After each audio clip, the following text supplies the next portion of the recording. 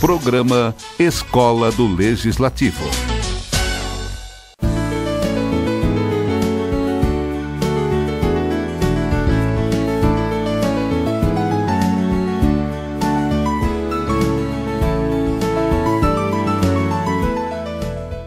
Olá, estamos de volta aqui na TV Câmara Uberlândia com mais um programa da série Diálogos Públicos da Escola do Legislativo, diretamente do plenário Homero Santos, na Câmara Municipal de Uberlândia. E hoje vamos falar sobre meio ambiente, que é um assunto que atende a todas as pessoas, né? E eu começo apresentando aqui os nossos convidados, damas na frente, né? Que é a Marlene Terezinha de Muno Colesante, que possui graduação em Geografia, mestrado em Geografia e doutorado em Geografia também. Atualmente é professora do Instituto de Geografia da Universidade Federal de Uberlândia, possui experiência na área de Geografia, com ênfase em Educação, atuando principalmente nos seguintes temas: Educação, Educação Ambiental, Geografia Urbana e Percepção da Paisagem. Muito obrigado pela presença da senhora, contribuindo aqui muito com esse tema.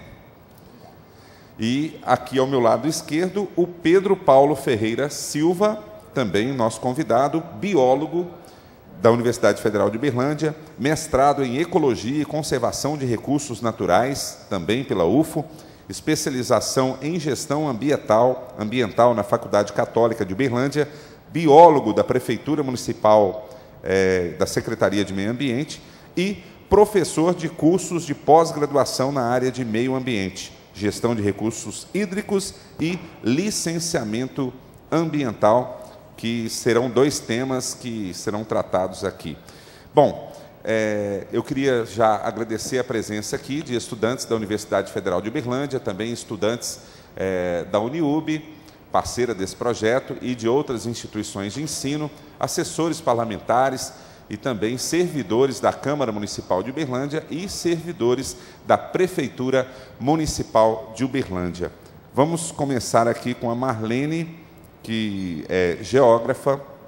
Queria que dentro da questão da geografia, do espaço físico de Uberlândia, como que a senhora entende assim, a cidade de Uberlândia hoje, em termos de meio ambiente? A cidade está atendendo às necessidades da população em termos ambientais? Bom dia a todos.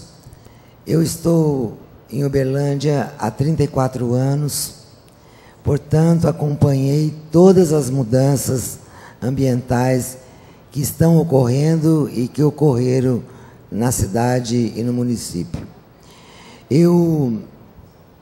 Quem me conhece sabe o tanto que eu luto para que essa cidade tenha condições ambientais melhores para toda a população. Infelizmente, nem sempre é possível fazer aquilo que a gente pensa. Eu tenho algumas preocupações e uma delas é a questão do conforto térmico. Eu acho que falta muito para nós ainda. O outro problema são as calçadas. Eu acho que não dá para andar a pé na cidade, não tendo árvore, não tendo calçada, não tem como você andar. Uma cidade que tem uma temperatura sempre muito elevada para a região, e aí se a gente não tem conforto, a gente não pode andar a pé. E aí é uma coisa complicada. Um outro problema que eu vejo na cidade é a falta de um plano de escoamento pluvial. Nós temos tido na cidade várias enchentes, e nós estamos entrando na estação chuvosa novamente, e uma das coisas que me chama a atenção é a forma como é colocado as grades para a entrada da água. Veja, se a enxurrada vem nesse sentido, a grade tem que estar no mesmo sentido, porque senão a água passa por cima. É uma questão simples, mas infelizmente quem faz não percebe essa questão. Uma outra questão que eu acho na cidade, nós precisamos melhorar os espaços de lazer da população. Nós precisamos ter todas as praças que estão no papel serem implementadas. Eu sei que o secretário de Serviços Urbanos tem feito um trabalho muito interessante em relação ao cuidado com as praças, mas ainda a gente precisa fazer muito mais. Nós precisamos ter muitos outros parques, no mínimo mais 10 parques urbanos. E aí vocês podem me perguntar, será que tem espaço para isso? Se não tiver espaço para isso, a prefeitura tem que ter uma política de desapropriar áreas para que se tornem parques. E parques a gente pode fazer com que eles vinguem. Tem árvores que podem ser plantadas, equipamentos urbanos que podem ser colocados. E também, de toda forma, buscar a utilização desses parques para a população, para a comunidade. Como é feito o Parque do Sabiá, por exemplo? Então, minha tese de doutorado é no Parque do Sabiá, eu fiz há 15 anos atrás, vai fazer 20 anos, desculpe, foi em 95, e eu vejo que de lá para cá, muito pouca coisa foi feita nessa cidade. A população que mora na periferia, ela tem que ter áreas de lazer próximas à casa dela, porque senão ela não vem, ela não tem condições para vir no Parque do Sabiá no final de semana com as crianças. Ela tem que ter parque urbano próximo à residência. Por que ela tem que ter parque urbano próximo da residência? Porque ela pode ir a pé com as crianças, pode brincar no parque, e aí ela pode ter melhor qualidade de vida.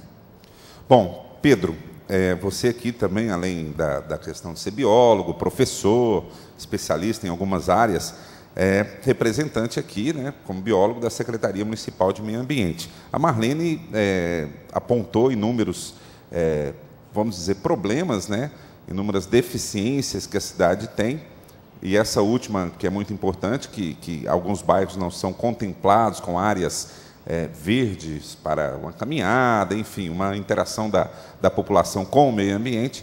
E como está a situação hoje e como que a Secretaria pretende trabalhar essa questão? Bom, Fernando, bom dia a todos. É um prazer estar aqui com vocês, debatendo esse tema tão importante, que faz parte da vida de todos nós, como a professora Marlene, você bem colocou.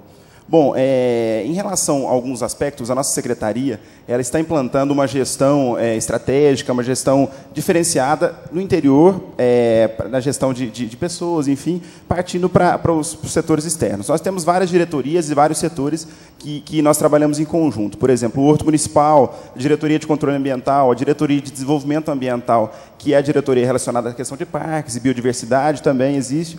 Então, na questão do conforto térmico, eu concordo plenamente com a professora, e no Horto Municipal a gente faz uma educação no sentido de orientar a população de quais são as mudas adequadas e onde elas devem ser plantadas. Porque se aquelas mudas que não são adequadas são plantadas em calçadas, aquilo é um problema não só para calçada e mobilidade urbana, um tema que foi bem colocado já, mas também pelo fato de encanamentos e tal. Então, tudo isso atrapalha se aquelas árvores não são bem escolhidas e bem incluídas naquele local.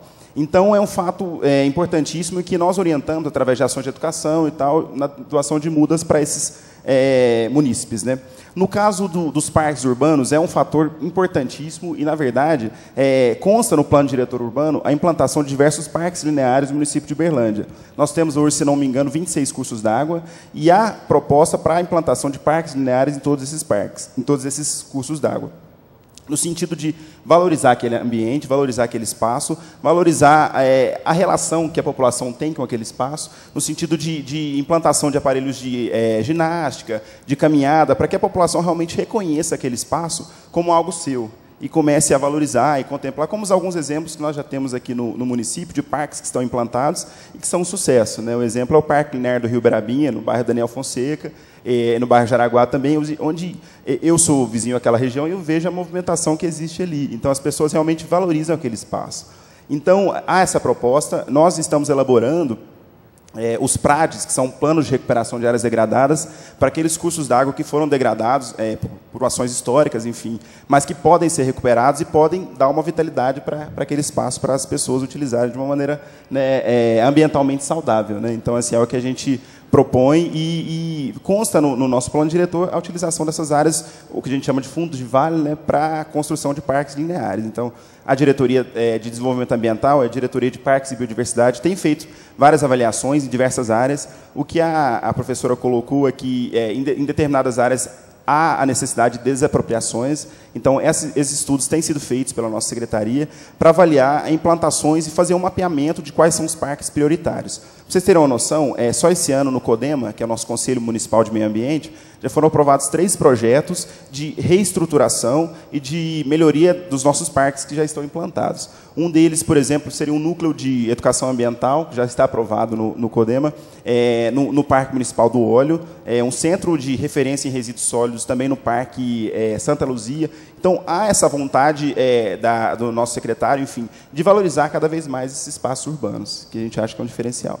Bom, existe o trabalho de construção, de valorização dos espaços urbanos, mas nada disso seria interessante se não houvesse a educação ambiental, né? O cidadão ter a sua consciência de ser um membro, né, de fazer parte do meio ambiente.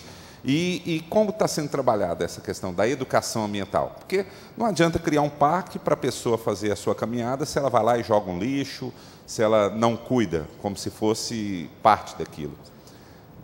Na nossa secretaria, na Diretoria de Desenvolvimento Ambiental, nós temos um núcleo específico só de educação ambiental.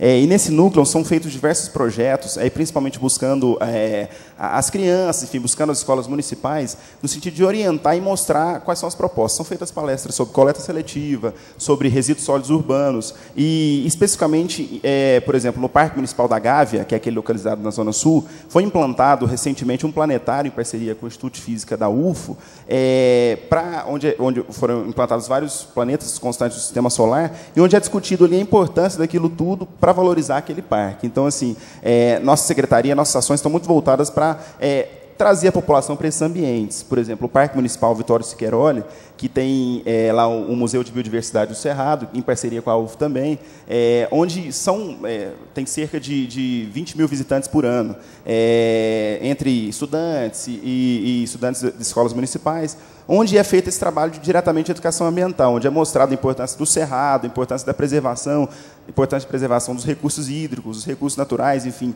É discutido tudo isso com os nossos monitores e os nossos colaboradores também. Bom, Marlene, quando se fala em educação ambiental, a gente vai falar de meio ambiente aqui, nós vamos entrar em vários subtemas do meio ambiente, porque é um assunto muito amplo, e acredito que esse programa vai ser pequeno para a gente falar sobre tudo, né? Mas hoje se fala muito em crianças, né? Vamos fazer um trabalho de educação ambiental para as crianças e tal, e os alunos das escolas municipais. Mas e os adultos, não é? Eles estão meio que esquecidos nessa história. Eles não podem também receber uma educação ambiental para começar, a partir de agora, a mudar essa história? Um dos maiores problemas de quem trabalha com educação ambiental exatamente são os adultos. Por quê? Porque o adulto, ele acha que ele sabe tudo. Porque ele sempre fez daquele jeito, ele pode continuar fazendo.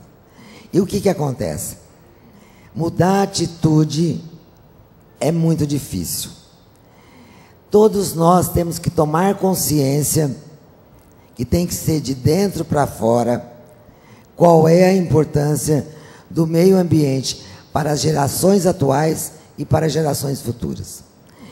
Eu coloco uma grande vontade, que eu sei que os jovens, quem está de 20 anos para baixo, esses jovens, eles já tiveram alguma atividade na vida deles em relação à questão ambiental. Só que os adultos de 20 para mais nunca tiveram. Então, como o pai dele fazia daquele jeito, ele continua fazendo daquele jeito. Eu dou aula para vários cursos na universidade e eu pergunto para eles, né, o que eles acham dessa questão. E eles me contam coisas que os pais fazem e que eles brigam com os pais para fazer de outro jeito e que os pais não tomam a atitude necessária. Então, esse é um grande problema. E tem um outro problema. todas as propagandas que são feitas, campanhas que são feitas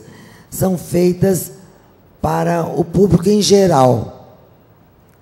A gente teria que ter um jeito de fazermos propagandas por faixa etária, porque só depois dos 15 anos é que você passa a atender ordens. Atender ordens no seguinte sentido: você vai passar a jogar o lixo nesse latão e não nesse. E as pessoas não atendem com mais idade e com menos idade também. Então, atender ordens. Veja, eu vejo mães que, com um menininho pequeno, fica falando, tem que escovar o dente, tem que escovar o dente. Para ele isso não significa nada. Ele não sabe o que é isso.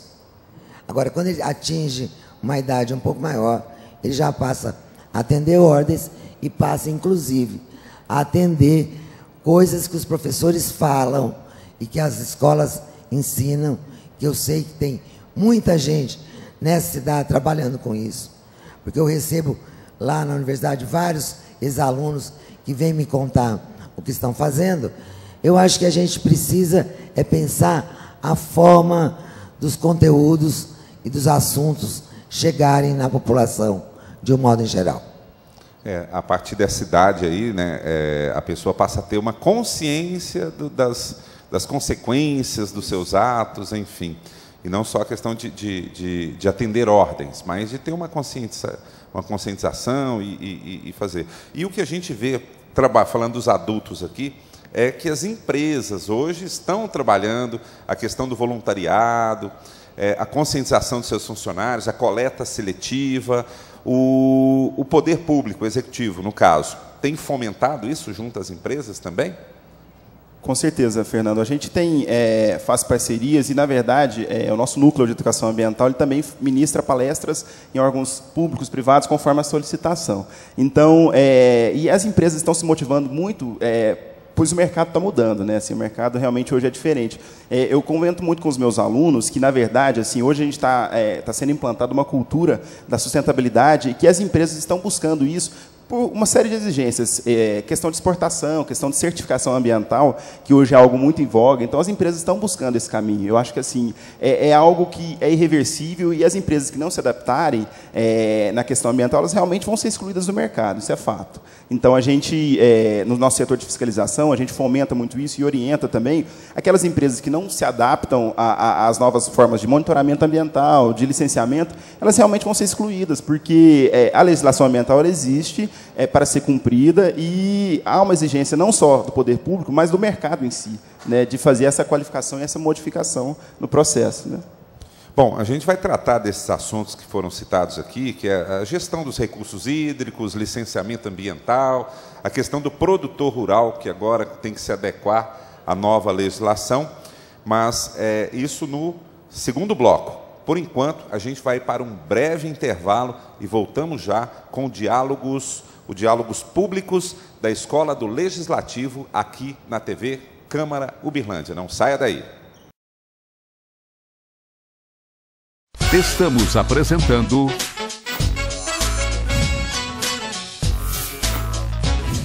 Programa Escola do Legislativo.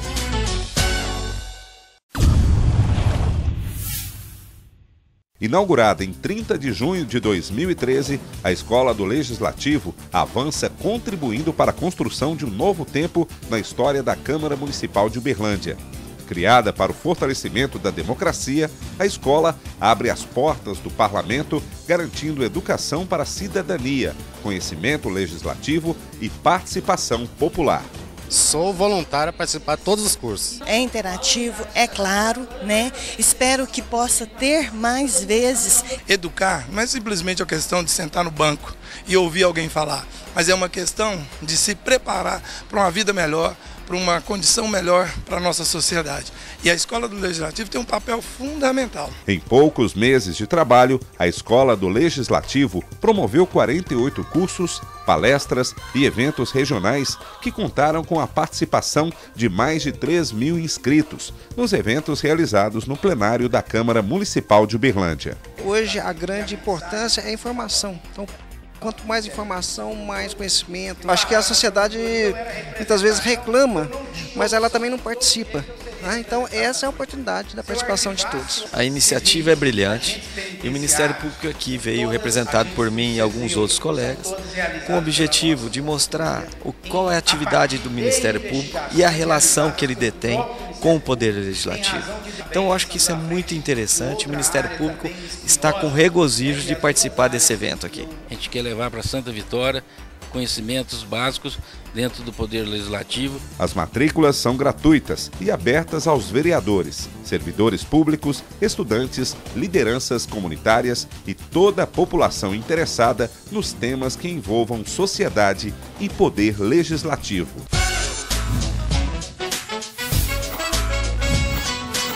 Escola do Legislativo.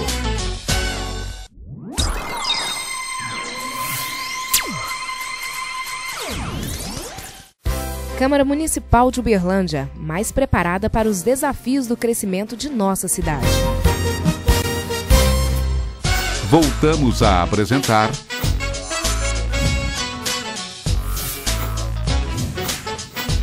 Programa Escola do Legislativo. Estamos de volta aqui na TV Câmara Uberlândia com os diálogos públicos da Escola do Legislativo, aqui com dois convidados ilustres e também a participação de cidadãos, estudantes e servidores da Câmara Municipal de Uberlândia e também da Prefeitura Municipal de Uberlândia e assessores parlamentares.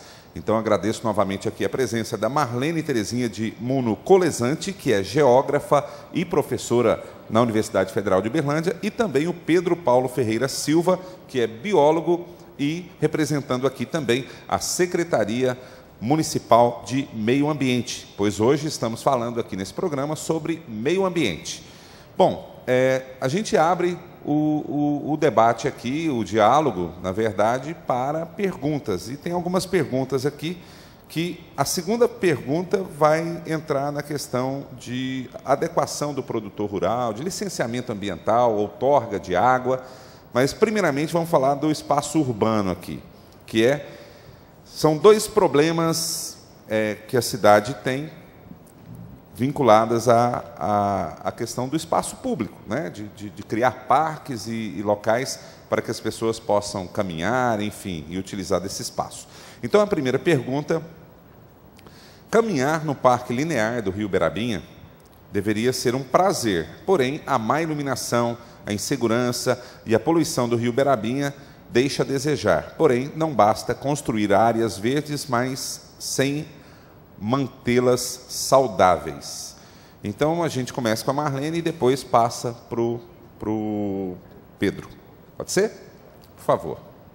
Bom, o Parque Linear do Berabinha é a menina dos meus olhos. Eu participei do grupo de professores da Universidade Federal de Uberlândia no concurso para o Parque Linear do Berabinha, e nós ganhamos.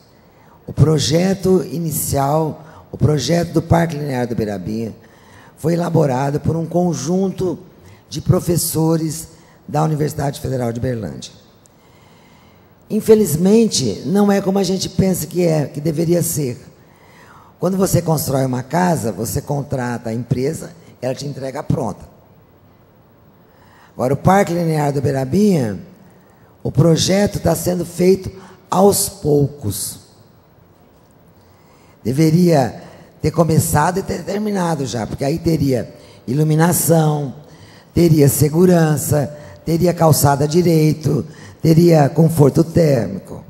Infelizmente, no serviço público isso não é possível. Então, vão se fazendo aos poucos, e eu não sei daqui quantos anos, eu nem sei se eu vou estar viva para ver quando é que o Parque Linear do Berabinha vai ficar pronto. Porque tem muita coisa para ser elaborada ainda. O projeto do parque é belíssimo. A população vai ficar muito contente e feliz de ver um grande parque nessa cidade. A poluição do parque, do Rio Berabinha, também demora tempo. Nós temos um problema nessa cidade.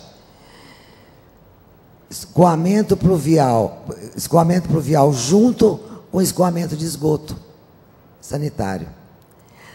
Por incrível que pareça, ainda chega no Rio Uberabinha esgoto clandestino. Não entra na estação, na tubulação para o tratamento na estação de tratamento de esgoto. Isso é um problema sério.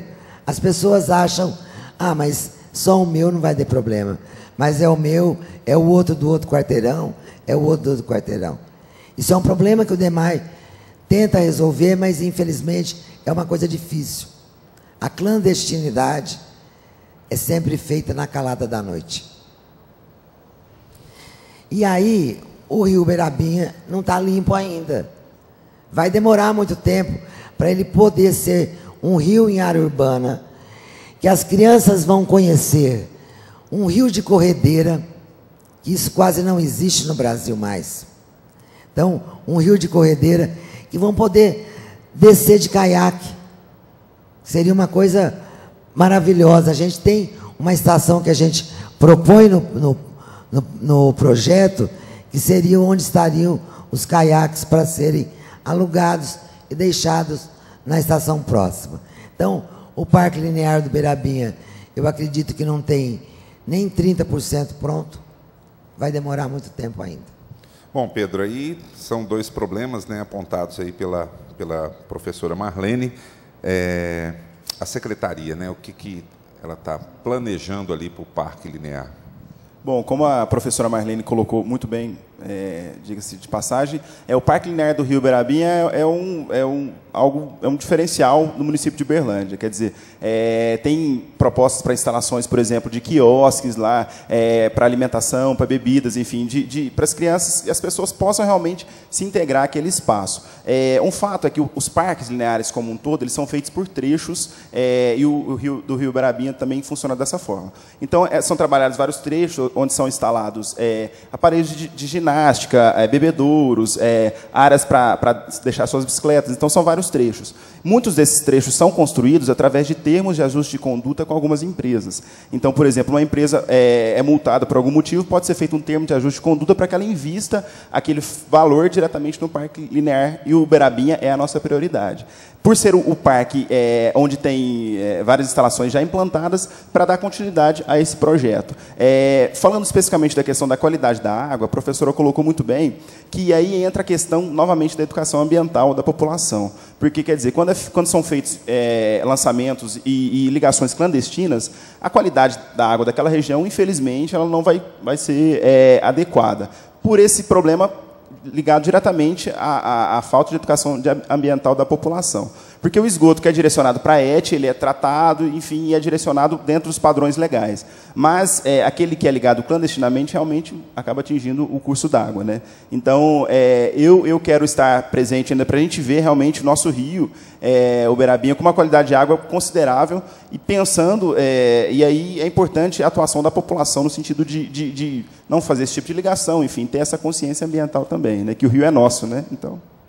Bom, tem uma outra questão aqui, uma outra pergunta que foi colocada pelos nossos participantes aqui no plenário, que é voltado para o social, né, assistência social, enfim, mas que, de alguma forma, interfere no meio ambiente, que é, antes de pensar em construir praças, deve-se pensar em o que fazer com os mendigos que nelas habitam, pois as praças estão lotadas deles, reduzindo a segurança das pessoas e moradores ao redor dessas praças. Em questão ambiental, tem como fazer alguma coisa? Complicado, né? Olha, Fernando, e a todos, eu acredito que essa seja uma questão realmente mais social, porque a gente sabe que a gente vive num sistema capitalista, de desigualdades sociais, e que, infelizmente, isso ocorre também. Então, assim, eu acho que seria realmente uma questão mais social. O que, professor?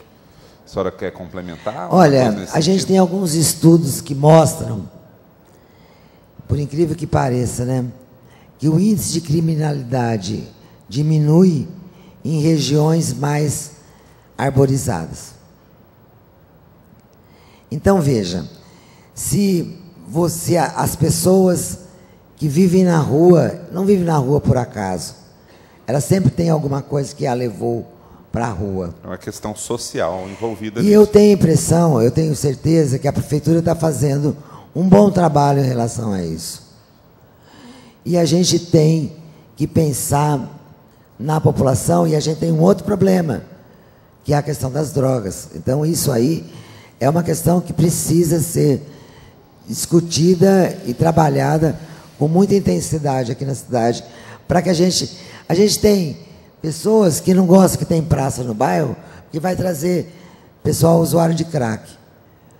Eu conheço muitas pessoas que falam sobre isso. Mas se a cidade tiver muito, ela não vai ter onde se esconder. Mas isso interfere de alguma forma no meio ambiente, né? Interfere porque as pessoas deixam de utilizar aquele espaço como se fosse seu. E aí deixa para os outros. Agora, se todo mundo for para a praça, os mendigos também tomam uma atitude.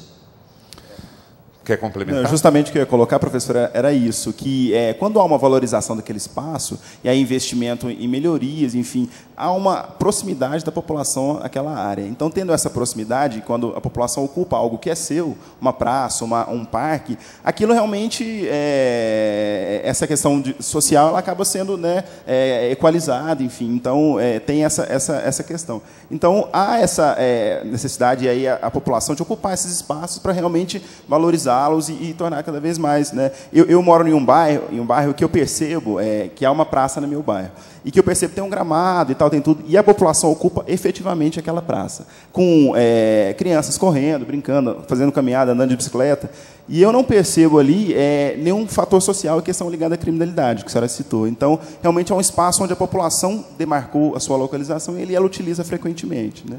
Eu moro no bairro Moarama, e a Praça do Moarama é muito utilizada, né? É uma coisa que a população tomou ela como dona. E aí... Então, é importante que não depender só do poder público. A população tem o seu papel nisso. A população tem que tomar parte da cidade. Não adianta falar que a prefeitura não faz isso, não faz aquilo, não faz aquilo. Faça a sua parte como cidadão. Bom, aproveitando a deixa aqui que a gente falou de poder, o papel do cidadão, e nós estamos na sede do Poder Legislativo, esse programa é gravado aqui no plenário. E o Poder Legislativo, de que maneira que ele pode contribuir com essa questão tanto do córrego, né, do parque linear, quanto a questão dos mendigos? Deixa aí, vamos deixar algumas dicas aqui para os nossos vereadores.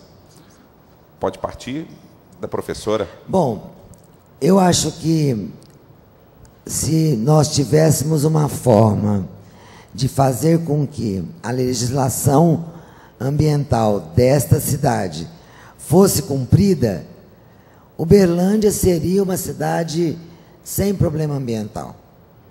A legislação ambiental de Uberlândia, em quase todos os seus aspectos, é perfeita. Porque teve a participação da Câmara. O que eu percebo é que falta fiscalização.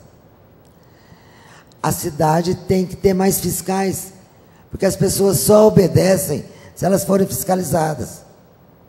Se não tiver fiscalização, por exemplo, a cada 12 metros de calçada, tem uma legislação específica para isso, tem que plantar uma árvore para ter o habite-se. Aí a pessoa começa a morar na casa, nem sei se ela tem habite-se. E aí não plantou a árvore. Ela plantou, mas depois, quando ela vai ter o habite-se, que o fiscal vai lá fazer a autorização do habite-se, e ela consegue o habite-se, ela arranca a árvore e joga fora e põe cimento. Eu já vi muito disso na cidade. Então tem que ter uma forma de ter uma fiscalização mais intensa. Mas uma cidade como Uberlândia não dá para ter. Eu não sei hoje quantos tem, mas eu me lembro que alguns anos atrás a gente tinha 17 fiscais. Uma cidade de uma área urbana tão grande como é a nossa. Você sabe dizer aqui, Pedro? Bom, falando especificamente da questão da fiscalização, eu trabalho na diretoria de controle ambiental ligada à fiscalização. Na verdade, assim, o que são feitos são diversos programas, ações ligadas a monitoramento, a qualidade Vou citar o exemplo de um programa que está sendo implantado pelo nosso secretário e pela nossa equipe, que chama Uberlândia Bom Ambiente. Esse programa ele é focado principalmente em avaliar o que a gente chama de cadeia produtiva do barulho e do mau cheiro, ou seja, mapeando a cidade através de empresas que têm problemas de poluição sonora ou poluição através da qualidade do ar, monitorando essas empresas para ter ações mais incisivas nessas empresas, nesses empreendimentos. Esse programa é uma parceria nossa, da Secretaria de Meio Ambiente, com a Polícia Civil, Polícia Militar, com a UFO, também com o Corpo de Bombeiros Militar. Então, fazer esse mapeamento para realmente destinar, porque um problema seríssimo que nós temos aqui é em relação à qualidade do ar e também a questão do mau cheiro de algumas empresas. Então, assim, está sendo feita uma ação incisiva nessas empresas, elas nunca foram tão multadas como estão sendo agora, então tem empresas que, inclusive, acumulam multa de 2 milhões, e que esse valor pode ser implantado, e vai ser implantado, em áreas de parques, enfim, para educação ambiental, então, voltar para a população aquele valor que é destinado a essa multa. Então, a fiscalização em Uberlândia está sendo incisiva, a gente trabalha com a patrulha ambiental, quem tiver algum problema, alguma solicitação, a patrulha ambiental, o número é 0800 940 1133. Nós temos as doblôs, não sei se alguém já viu andando pela cidade, onde elas fazem o monitoramento em áreas críticas da cidade e áreas históricas de problema de poluição. Vamos fazer o seguinte, fala o número de novo, mas bem devagar, eu quero que o telespectador pegue a caneta. Agora, vá lá, ó, você está na sua casa agora, pega a caneta, o papel, enquanto isso a gente dá uma enrolada para a pessoa, dá tempo dela pegar a caneta lá, o papel, porque fala rápido a pessoa, né, não anota. Então, já pegou a caneta e papel? Então, por favor, agora o número bem devagar para a pessoa anotar. Pessoal, então o número da nossa patrulha ambiental é 0800 940 1133. Nós trabalhamos de segunda a segunda, inclusive finais de semana. O programa Uberlândia Bom Ambiente está com o intuito de divulgar essa patrulha ambiental para a população, porque realmente muitos não conhecem essa ferramenta que nós temos do poder público. Então, é divulgar a ação e realmente questões ligadas à poluição sonora, à poluição da qualidade do ar.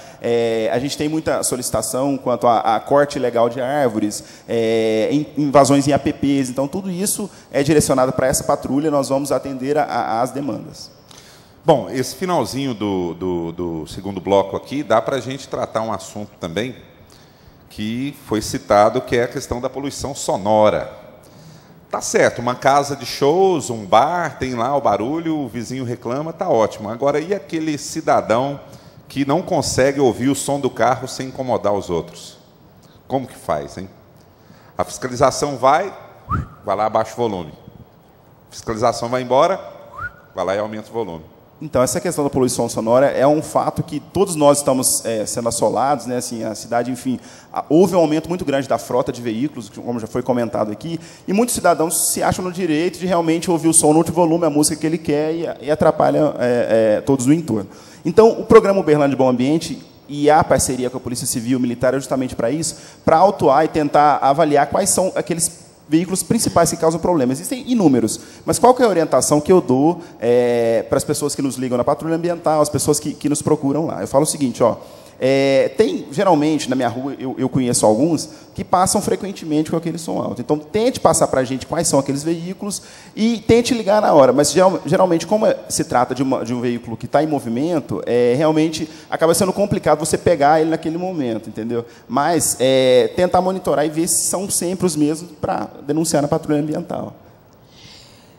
Eu morro de dó desses jovens. Eles vão ficar surdos o mais rápido possível. Eles vão ficar surdos. E eles não têm nenhuma preocupação com a qualidade de vida dele. Ele ouve naquela altura. Eu uso o transporte urbano. E às vezes no final de semana, sexta-feira, por exemplo, que eu estou voltando para casa, naquela avenida, chegando no Distrito Industrial, eu moro no Moarama, para do lado sempre 2, 3 carros, que eu não sei para onde eles estão indo, que é depois das 7 horas da noite, numa altura que balança o ônibus. Agora, não sei como é que eles não balançam o carro deles, e como é que eles aguentam aquele barulho. Isso vai fazer muito mal para eles, e a gente vai ter, daqui a alguns anos, uma população aí de uns 40 anos já surdas. Quer complementar para fechar o bloco? Só uma consideração em relação à poluição sonora. Ela consta na nossa Lei Municipal 10.700 de 2011 como um crime ambiental. E assim, o que a gente tem feito com fontes, por exemplo, casas noturnas, salões de festa, cobrando no alvará de funcionamento o projeto de isolamento acústico desses empreendimentos. Então, isso é algo que é feito porque a gente tem problemas históricos de vizinhos que convivem com salões de festa que acaba incomodando. Então, a gente está exigindo e vinculando ao alvará de funcionamento daquela casa, projeto de isolamento acústico, para que realmente dê qualidade para aqueles vizinhos, enfim, aqueles munícipes. E volto a ressaltar que, casos, por exemplo, de incômodos de poluição sonora, procurem a patrulha ambiental naquele número que nós já passamos, que eles vão ser atendidos e tal. Ok. Então, a gente faz o apelo aí, a população colabore com a fiscalização no 0800 940 1133. E voltamos daqui a pouco com mais um Diálogos Públicos da Escola do Legislativo, direto aqui do plenário Homero Santos, na Câmara Municipal de Uberlândia, na TV Câmara Uberlândia. Não saia daí. Estamos apresentando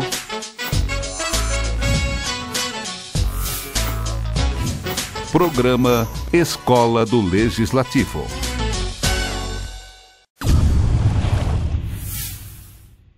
Inaugurada em 30 de junho de 2013, a Escola do Legislativo avança contribuindo para a construção de um novo tempo na história da Câmara Municipal de Uberlândia. Criada para o fortalecimento da democracia, a escola abre as portas do parlamento, garantindo educação para a cidadania, conhecimento legislativo e participação popular. Sou voluntário a participar de todos os cursos. É interativo, é claro, né? Espero que possa ter mais vezes. Educar não é simplesmente a questão de sentar no banco e ouvir alguém falar, mas é uma questão de se preparar para uma vida melhor, para uma condição melhor para a nossa sociedade. E a Escola do Legislativo tem um papel fundamental. Em poucos meses de trabalho, a Escola do Legislativo promoveu 48 cursos, palestras e eventos regionais que contaram com a participação de mais de 3.000 inscritos nos eventos realizados no plenário da Câmara Municipal de Uberlândia. Hoje a grande importância é a informação. Então, quanto mais informação, mais conhecimento. Acho que a sociedade muitas vezes reclama, mas ela também não participa. Então, essa é a oportunidade da participação de todos. A iniciativa é brilhante e o Ministério Público aqui veio representado por mim e alguns outros colegas com o objetivo de mostrar qual é a atividade do Ministério Público e a relação que ele detém com o Poder Legislativo. Então, eu acho que isso é muito interessante. O Ministério Público está com regozijo de participar desse evento aqui. A gente quer levar para Santa Vitória conhecimentos básicos dentro do Poder Legislativo. As matrículas são gratuitas e abertas aos vereadores, servidores públicos, estudantes, lideranças comunitárias e toda a população interessada nos temas que envolvam sociedade e poder legislativo.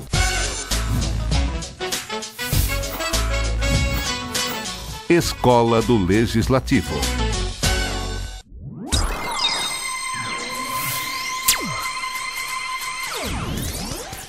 A Câmara quer melhorar a comunicação com você. Mais qualidade, mais informação, mais cidadania.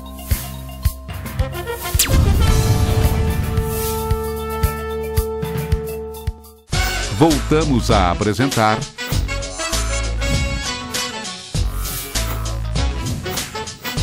Programa Escola do Legislativo. Estamos de volta aqui na TV Câmara Uberlândia com os diálogos públicos da Escola do Legislativo e hoje falando sobre meio ambiente. Terceiro e último bloco aqui com os convidados a Marlene Terezinha de Mono Colesante, que é geógrafa e professora da Universidade Federal de Uberlândia, e também o Pedro Paulo Ferreira Silva, que além de biólogo, representando aqui a Secretaria Municipal de Meio Ambiente. Bom, voltando aqui, o finalzinho do segundo bloco, nós falamos sobre poluição sonora, veículos atrapalhando, enfim, casas noturnas, atrapalhando o sossego, a paz do cidadão. E veio aqui uma pergunta interessante aqui de um participante aqui do nosso diálogo, que perguntando para o Pedro, né, especificamente, por que quando solicitamos a patrulha, ela não vai? Bom, Fernando, essa é uma questão que realmente, principalmente nos finais de semana, há uma demanda muito intensa em relação à patrulha ambiental, por questões de eventos, festas em chácaras, tudo isso. Então, o que a gente orienta os munícipes é ligar para a patrulha e também existe uma parceria, como eu comentei, do programa Bom Ambiente com a Polícia Militar. Então, fazer uma solicitação também à Polícia Militar, caso não seja atendido, porque o que eu comentei é que há uma proposta do nosso secretário de ampliar efetivamente esse número de fiscais trabalhando nos finais de semana e para conseguir atender essa demanda que existe de festas, de eventos. Às vezes são festas de vizinhos, enfim, festas infantis que acabam atrapalhando o sossego dos munícipes, né? Então, há uma proposta de ampliar esse número de fiscais, ampliar o número de patrulhas para poder atender realmente a demanda do município. Mas volto a dizer que é uma questão de educação e educação ambiental também, quer dizer, a população tem que se conscientizar, tomar consciência, como a professora disse em uma palestra que eu havia há um tempo atrás, eu achei interessante esse termo, de que esses são problemas que causam problemas não só para eles, mas para a vizinhança como um todo. Então, é importante que tenha essa tomada de consciência por parte dos munícipes também. Bom, a professora que citou uma coisa interessante aqui no intervalo, a gente num papo em off aqui, que os vizinhos também podem negociar, né, com as pessoas que fazem festa ali para começar mais cedo, acabar mais cedo. Olha, tem uma coisa que eu percebo muito. As pessoas são muito neuróticas. Então, qualquer barulhinho a mais, ela já acha que incomoda. Sabe, eu moro no Moarama, os alunos têm muitas repúblicas, as festas deles nunca me incomodou. Porque se eu acho que está me incomodando, eu vou lá conversar com eles. Vou lá, converso. Não, professor, a gente vai abaixar o som e tal, tal. E tem um jeito, sabe? Tem jeitinho e tem jeito. Tem gente que já quer chamar a polícia. A polícia tem outras coisas para fazer, não é o som. E as repúblicas próximas lá de onde eu moro começam as festas durante o dia. Assim, depois, o churrasquinho começa 3 horas da tarde e vai até 8, 9 horas da noite. E aí não incomoda ninguém. Tem outra solução também, você fala, me convida, né, para essa festa que eu vou, né, que aí não me incomoda, chama a vizinhança toda para a festa. Você sabe que tem algumas repúblicas que fazem isso? Então, como a professora disse, o diálogo é a base de tudo, né? Então, havendo a conversa, realmente, às vezes aquela questão é resolvida internamente ali, né? Então... Bom, e antes da gente entrar, tem uma pergunta interessante sobre área de preservação permanente aqui, e a gente pode explorar um pouquinho, né? Infelizmente o tempo é pouco, acho que seria um programa só para isso, que é a questão do Código Florestal. Uma pergunta interessante, a gente falou sobre poluição sonora, que é a poluição visual, que é o Centro Comercial de Uberlândia, hoje sofre com alta densidade de poluição visual, são muitos outdoors enfim. O que tem se pensado para a diminuição dessa poluição visual? Tem algo nesse sentido na Secretaria, em andamento? A poluição sonora em si também consta na nossa legislação ambiental e há uma parceria aí com a Secretaria de Serviços Urbanos que coordena a questão dos alvarás de funcionamento e tal, que realmente tem uma cobrança incisiva em cima dessas empresas que estão sendo licenciadas pelo município, que no caso é o alvará. Então, a Secretaria de Serviços Urbanos tem essa cobrança e essa fiscalização da nossa parte também, para tentar regulamentar no sentido de melhorar a qualidade visual, né, dessas áreas. Então, a gente tem essas ações diretas nesse sentido, principalmente em parceria com a Secretaria Municipal de Serviços Urbanos. Quer complementar, professor? Tem um projeto que foi aprovado de qualificação do centro de Uberlândia. Deve estar fazendo uns 3, 4 anos. Projeto belíssimo. E aí acho que não teve dinheiro para começar a implementar, mas é uma coisa que poderia ser retornada. O grande problema do centro de Uberlândia não é só a poluição visual, é os resíduos sólidos que ficam nas calçadas à tarde. Tem restaurante, gente, que só funciona na hora do almoço. Ele põe o lixo lá fora 3, 4 horas da tarde. O caminhão só vai passar 11 horas da noite. E aí, a hora que ele passa, aquele lixo já foi espalhado. Eu tenho a impressão que o Eduardo, o secretário de Serviços Urbanos, deve receber muitas e muitas denúncias sobre a questão do lixo, dos resíduos na área urbana e lá no centro da cidade. E é uma coisa que tem que ser negociado. Tem que ser feito uma nova forma de coleta dos resíduos na área urbana, para que as calçadas não fiquem naquela sujeira logo depois das 4 horas da tarde. Aí vem a chuva e leva tudo. Só complementando a professora... Inclusive, desculpe, tem até aqui uma pergunta já dando satisfação para quem mandou, que é essa em relação ao programa de resíduos sólidos recicláveis em Uberlândia. O que tem sido pensado?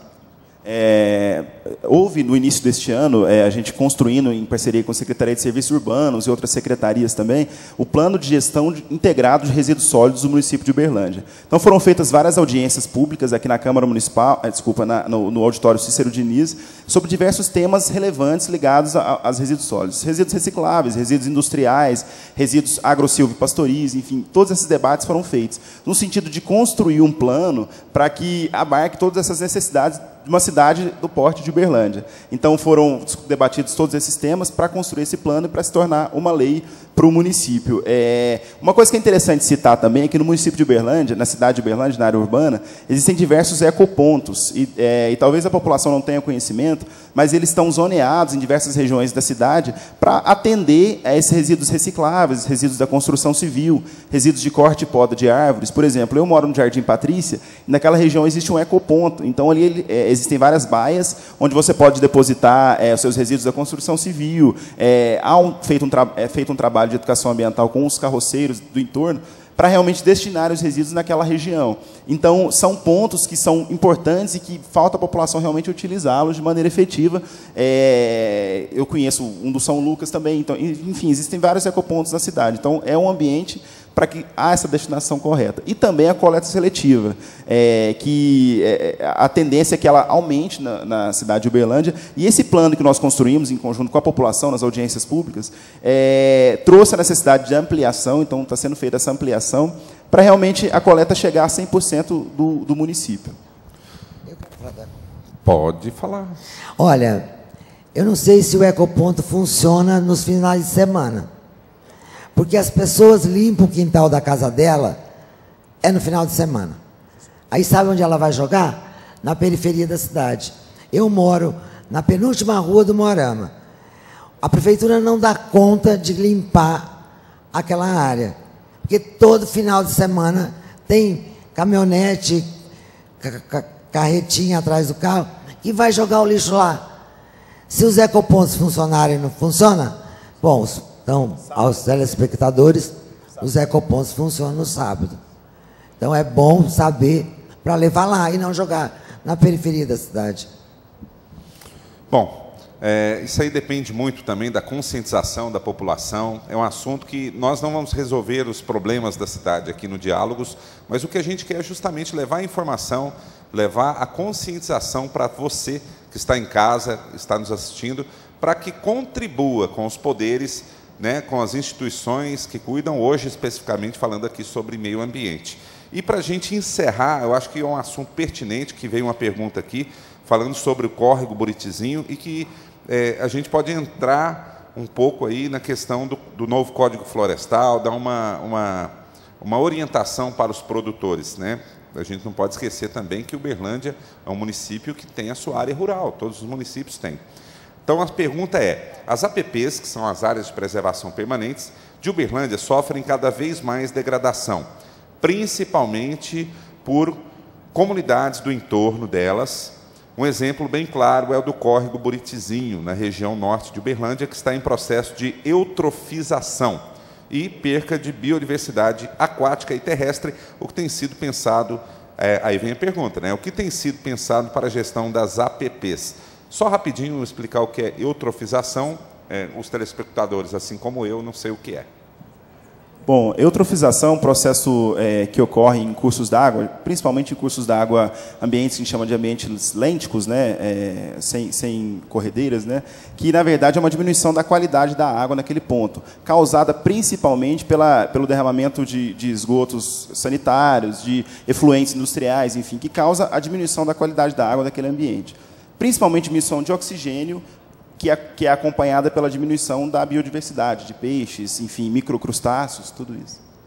Bom, e o que tem se pensado em relação... No caso do córrego Buritizinho, especificamente, uma região que eu conheço bem, Também, assim como outros cursos d'água do município, são pensados parques lineares para aquela região, para valorizar e contemplar aquele ambiente. Mas a questão da qualidade da água está ligada diretamente a ações da população do entorno. E aí o que a professora Marlene comentou muito bem no início. Questões de esgoto clandestino também, tudo isso acaba comprometendo a qualidade da água de alguns cursos d'água, né, da cidade de Uberlândia. Então, o que deve ser feito, e na verdade vai ser feito, a gente tem essa proposta, é realmente valorizar esses ambientes através de parques, fazendo replantio de mudas, contendo processos erosivos que existem lá.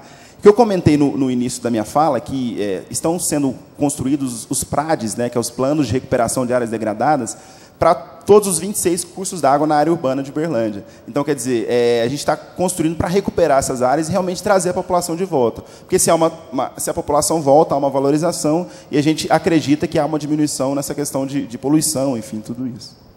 Bom, pegando, né, o link aí falando sobre o córrego Buritizinho, existem, logicamente, agora as leis, aí, o Código Florestal, por exemplo, exigindo muito do produtor rural, a questão do georreferenciamento em suas áreas, área de preservação permanente. Em termos gerais, né, a gente não pode aqui desmiuçar o assunto, pois vai demandar muito tempo, mas em termos gerais, assim, o que a senhora tem a dizer em relação a esse novo código e como que o produtor rural pode entender e se adequar de uma forma que ele cumpra a lei? Enfim, é um assunto bem complicado, né? Bom, eu acho que o produtor rural tem que tomar consciência que se ele degrada a área de preservação permanente, vai acabar a água daquele córrego que tem na sua propriedade. Não foi Deus que mandou acabar a água, foi ele. Porque geralmente fala, não, Deus não quis e tal, tal. Aí, eu quero dizer para vocês, se a gente não tomar consciência que o volume de água do córrego é em função da vegetação que tem plantada no seu entorno, a água vai acabar. Eu conheço vários lugares que já não tem mais água, aqui no Triângulo Mineiro e Alto Paranaíba, que o córrego secou. Porque, inclusive, tem muitos proprietários rurais que usam a água sem ter a outorga da água, autorização para usar. Que é o Instituto de Águas, o IGAM, de Minas Gerais, faz isso com a maior tranquilidade. E aí a pessoa fica tranquila dentro da legislação e pode usar a água. E o pior, quando ele desmata a nascente dos rios, a água vai mais para o fundo, não fica na superfície, porque não tem vegetação. E aí a água não vem. O DEMAI tem um projeto belíssimo, que é o projeto Buritis, que eles estão cercando o entorno da nascente e recuperando as nascentes. Tem vários córregos que já foi recuperado em menos de 5, 6 anos. Então, veja, o pisoteio do gado também faz com que o solo deixe de ser hidromórfico e a água vai mais para o fundo. Então, o gado não pode chegar para beber água no córrego, ele tem que ter água num coxo. Porque se ele vai lá, todo dia ele vai fazendo o caminho, faz ravinamento, começa a fazer erosãozinha e depois pode virar uma vossoroca. E a gente tem muito disso. Em relação ao georreferenciamento, a Polícia Militar, nós temos vários ex-alunos que são da Polícia Militar, da Polícia Ambiental, e um dos problemas que eles têm é atender a população rural, porque o cara telefona na polícia e fala, aqui na Fazenda Buritis, tem muitas fazendas Buritis, tem muitas fazendas, propriedades Olhos d'Água. E aí o que eles fizeram?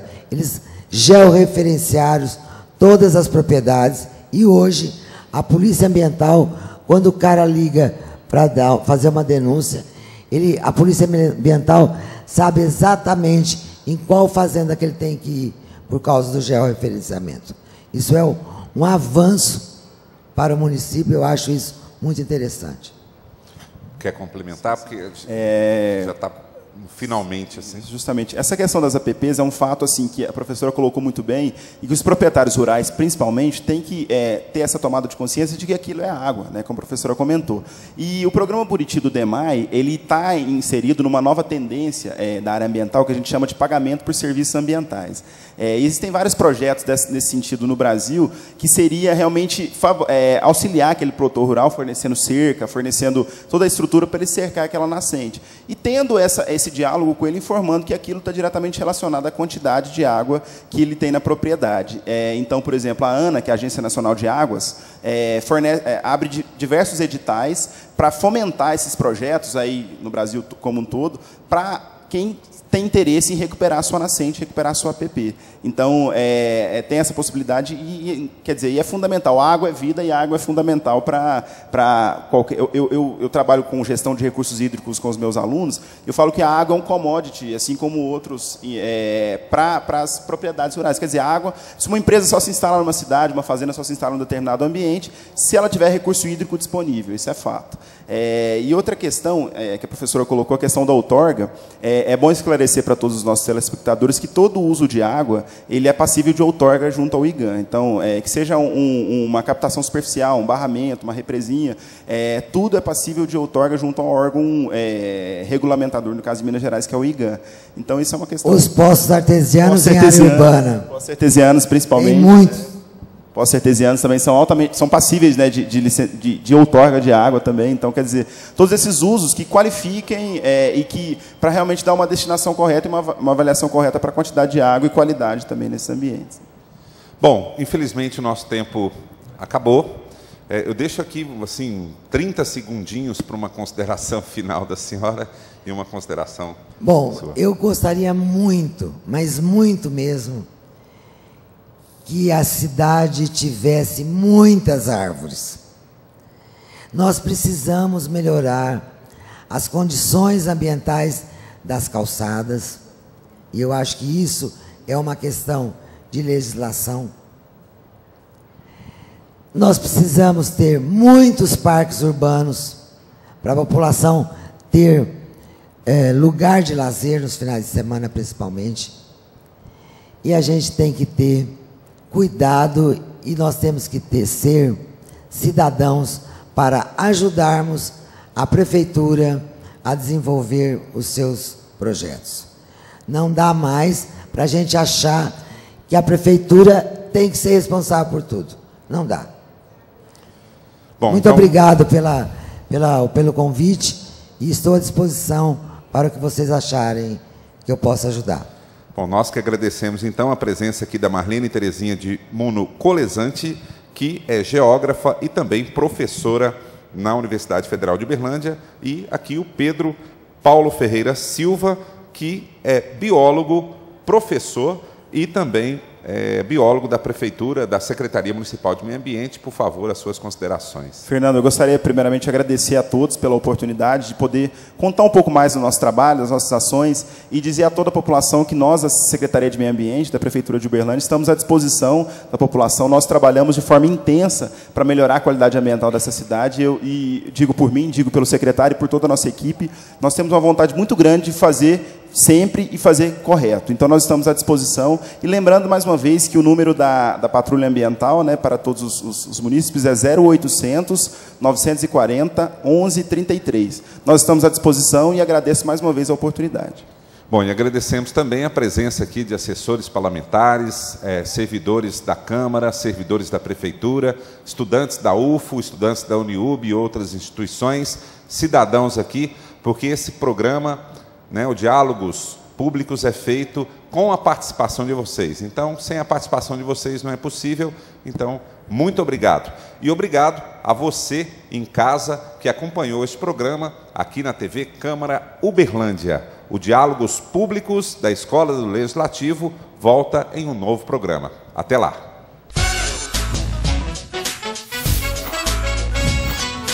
Programa Escola do Legislativo.